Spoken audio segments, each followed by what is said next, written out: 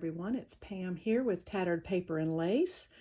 I have a new project to show you, but first I want to thank all of my new subscribers and all of my older subscribers. I thank you so much. I couldn't do this, nor would I want to if I didn't have anybody watching. So I appreciate those of you who have subscribed and hit the notification bell. I have been recovering from my knee surgery, and I am pretty much recovered, but I have lost my crafting mojo a little bit. So I had this project that was in progress for some time, and I thought, well, let me finish that because it was almost completed. And I said, I'm going to finish this, and then I'm going to do a video and put it in my Etsy shop.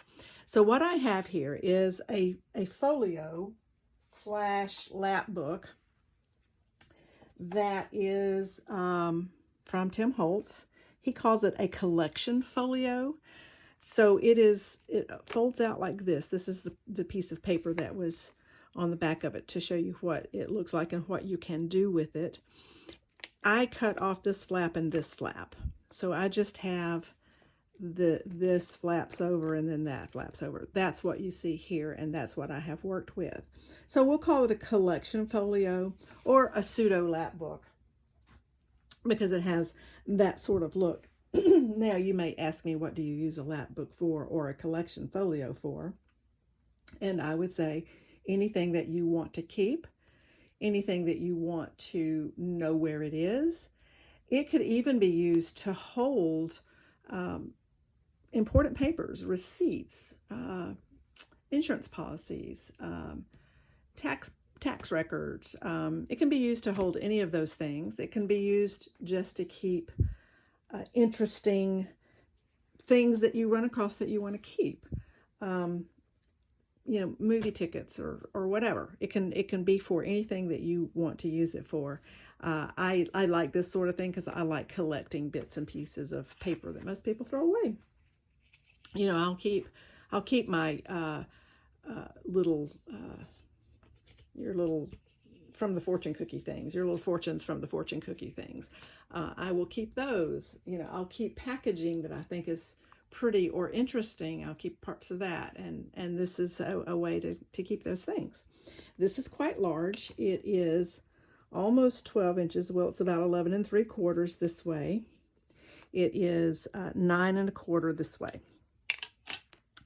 It has elastic closure, and this flaps open. I have used Topography's Graphic 45's topography paper to cover the whole folio. That was craft color, and it is a chipboard cover. I mean, chipboard. It was made out of Tim Holtz's folio was made out of the chipboard that was craft colored. So I covered it with Topography Graphic 45, and that's the black background. And then this plaid is decorative duct tape. And I used the duct tape on these parts because I wanted it to be long lasting, and I thought the duct tape would hold up a little longer. And so that's why I used that. It also seems to fold and be a little better on these folds that you would be needing to fold in and out. On the front, I have a butterfly image that is a card, heavy chipboard kind of card, and the butterfly was yellow. It was yellow and black. I colored in to make it be red because that fit the color scheme of this folio better. It had it was a hanging tag, so it had a hole up here, so I added 2 little Tim Holtz charms. One says altered, and the other one says artful, and those are up there. I have a postage stamp here with some lace. There is corrugated cardboard in the back. Over here, I have a true vintage pin nib. It is not a Tim Holtz pin nib. It is a true vintage. And it had this blue shaft on it, and I thought that would fit in nicely with the other colors that are in this folio.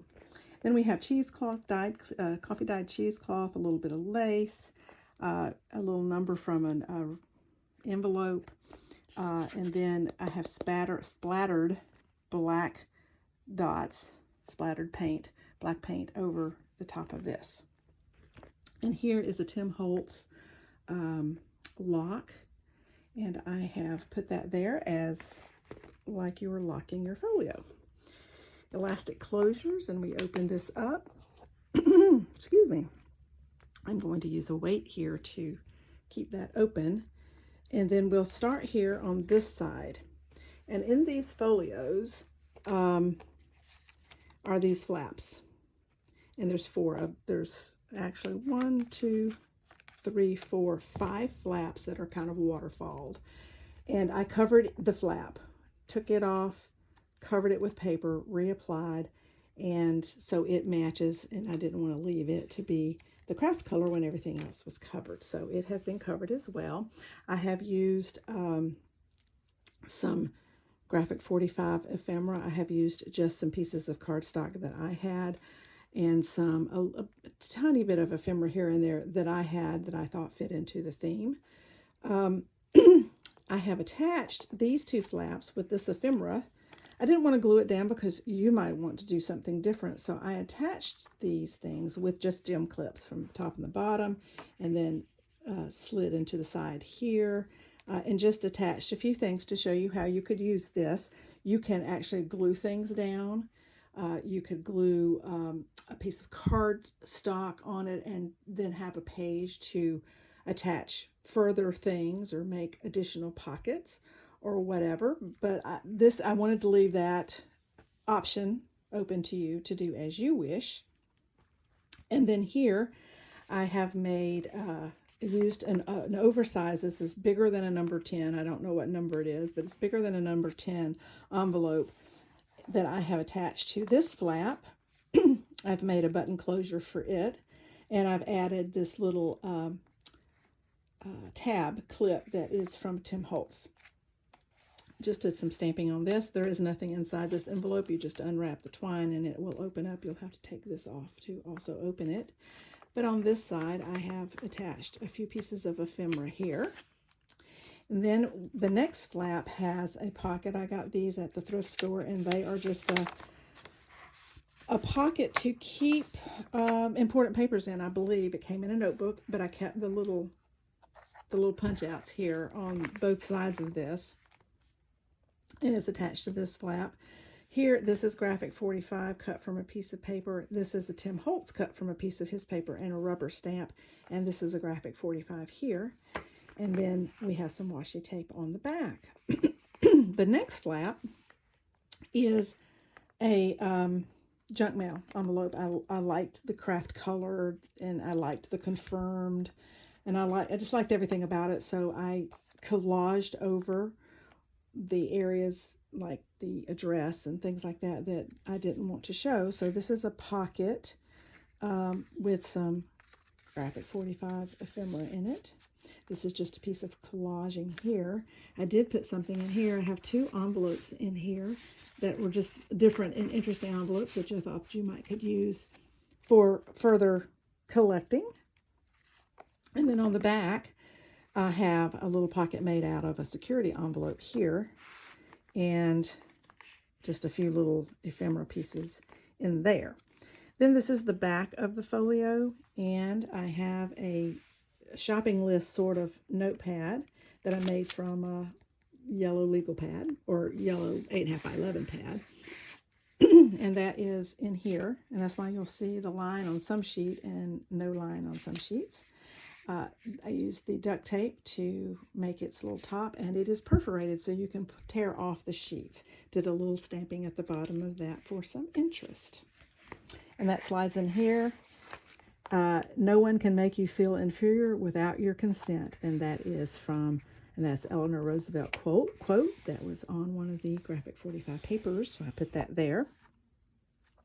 I have here a policy envelope that is Graphic 45. I've used a real postage stamp, a faux postage stamp, and rubber stamping on this. Then this little tab here is made with, let me get some more light over here. It is made with a soda can pop top. And that is a bohemian crafting idea that I have just kind of did my own little take on that. So that holds this closed. Policy envelope, so this is just a button closure here for that as well. And then I have two pockets here that are library pockets, and they're double layered. So you've got a pocket here, and you've got a pocket behind. So there's two of those with just various bits of ephemera. They're not all graphic 45 in this. I think that's ephemera. It's Vintage Garden. Just some things I had left over from other projects. So that is that, and that just holds that closed. Now, the other thing that I have done is made a pencil pouch, and it is a hardcover pencil pouch. Fits the pencil perfectly. It would also fit a pen, but I made that out of dryer sheets using Liquitex matte medium to harden it and to form it around the pencil. And then I stitched around it with my sewing machine and then attached it to the back of this. And it is not going anywhere, but there you have a pencil handy in case you need to write down something, make your list, or whatever. So that's what we have on this side of this folio. And then over here, let me slide this down so you can see this side better. Then over here, I have a flap that covers over what's underneath, magnetized. We have an envelope here with another pop-top closure that opens up, and you have ephemera in there to use as you wish in other projects or to keep in here. And then we have this envelope. And these envelopes I covered with graphic 45 paper inside, but the envelope I had in my stash. And I've just done a little bit of extra collaging on it using some bits and pieces from junk mail. This one has a wax seal, and it is magnetized. And I opened up this whole envelope so that it could be used to put in whatever, and you can just open it up. So there's some more graphic 45 in there. And that closes with that. Then we have a little ribbon tab here, a little burlap ribbon tab here that opens up this flap. And on this side, oh, I didn't close that back. On this side, we have this envelope that opens with another pop-top tab. And I just have an envelope here, and there's a belly band back here. That closes back up. I used the graphic 45 typography papers to cover all of this with. And we have a little pocket here. We have a little pocket back here with a handmade tag. And then you have pouches and things to use there. Then over here, I have used, you have another long pocket here that would hold various things. You have a pocket behind that here. And then you have an envelope here, that is another button closure. There's nothing in. I did not put anything in any of these envelopes because they're meant for you to put the things in you would like to keep.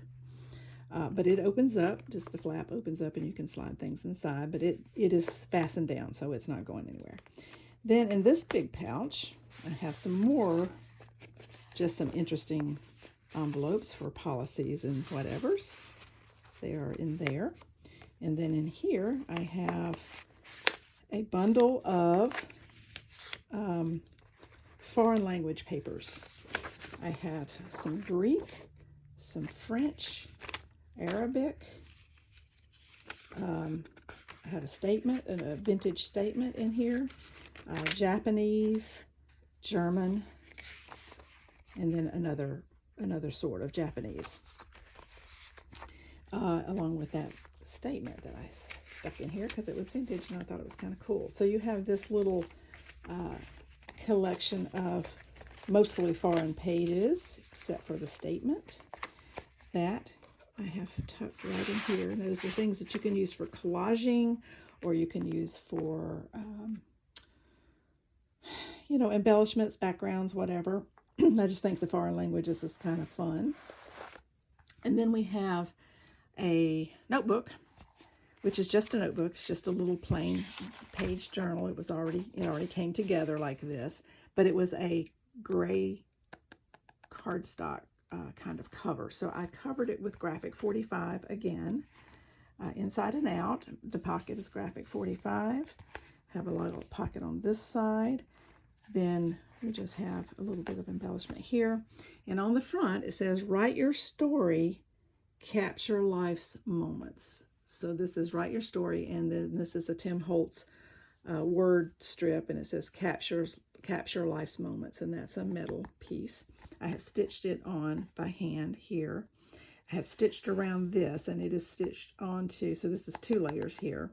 No, I think this is just one thing. This is one journaling card that I have put on fabric, and that is stitched on. Did some wonky stitching around a couple of times.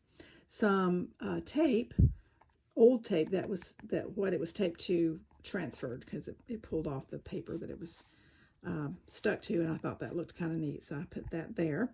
Some stamping here, and so this is your little journal to make notes in, or collage in, or whatever you might like. I've got This Book Belongs To, and the story begins, and then to be continued at the end.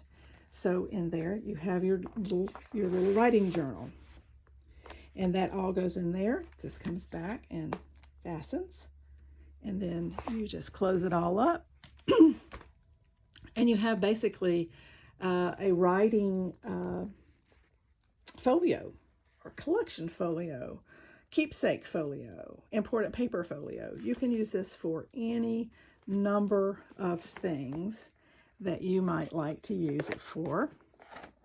It will be in my Etsy shop.